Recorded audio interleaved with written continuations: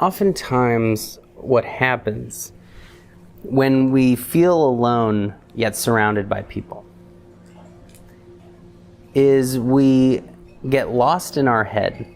We get lost in a mental story. That story tends to be very much in line with thoughts of, why is nobody talking to me?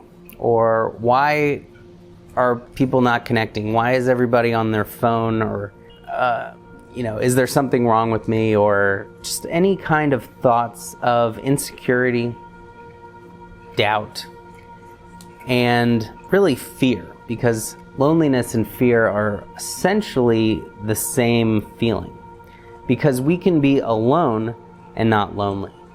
And when we are with others, or even if we're alone but we're not totally connecting, there's this fear because we are social animals, because we survived in tribes. And so we feel no one has our back. We fear that we're all on our own here. And that is really stemming from that tendency to be lost in our head, because we are creating a barrier. There already are so many barriers.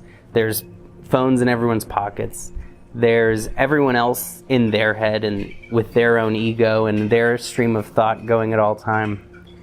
But when we can just pierce that veil a little bit, that veil of separateness, then half the problem is over, and we start to feel connections emerge. And that can even break other people out of their inner story and their own separateness.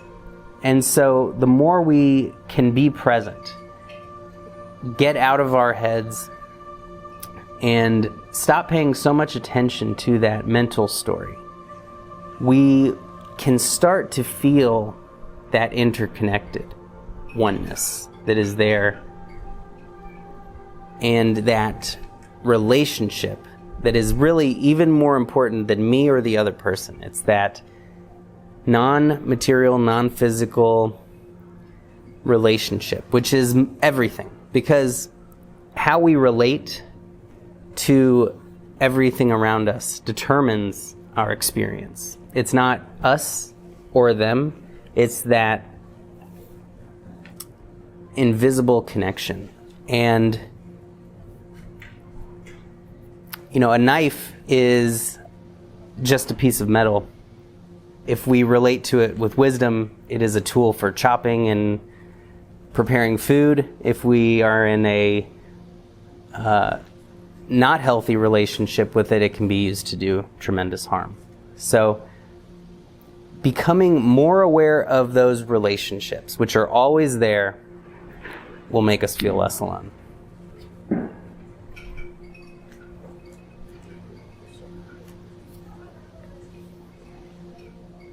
Whenever there is a situation in my life that is upsetting, and let's say it's beyond my control. I'm walking home and a car splashes a dirty puddle on me, something like that. And I will see how quickly I can shift my mindset back to joy. And it's like a real skill that human beings have, which is to shift our mood and mindset. And usually we take this attitude of being a victim to what happens to us. And simply practicing that skill of mood shifting is really powerful and an incredible practice that doesn't just make us stop being a victim, but it makes us the masters of our life, because we can always feel rich. We can feel that spiritual wealth within us. We can feel anything we wish when we learn to have this skill. So it is the most essential skill, and it really is simply about recognizing that story, recognizing our role in grasping onto that story and hanging on to it and repeating it over in our brain. And then we can start to create a new story, and one that is from our higher wisdom, which is to recognize how we actually want to respond in this situation.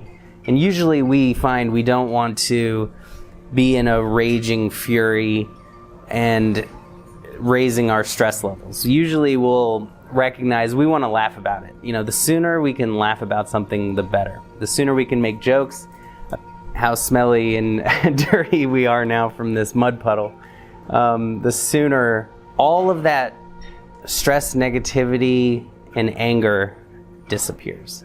And so it's really about how can we become the masters of that story? How can we write that story the way we really want it to be?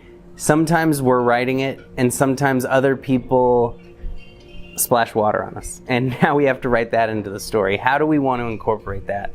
Do we want to turn this comedy into a tragedy, or do we want to keep it on that light path? And so the more we recognize those moments, the more practice we have to get better at that skill. And it essentially is what we learn in meditation, which is to focus the mind, which is really the only goal of meditation, is just the repetitive practice of focusing that mind so that it's still and restful. And once we do that, then it becomes much easier when something's upsetting us, when we're angry about anything, to shift that mood and mindset to something more positive and that serves us better.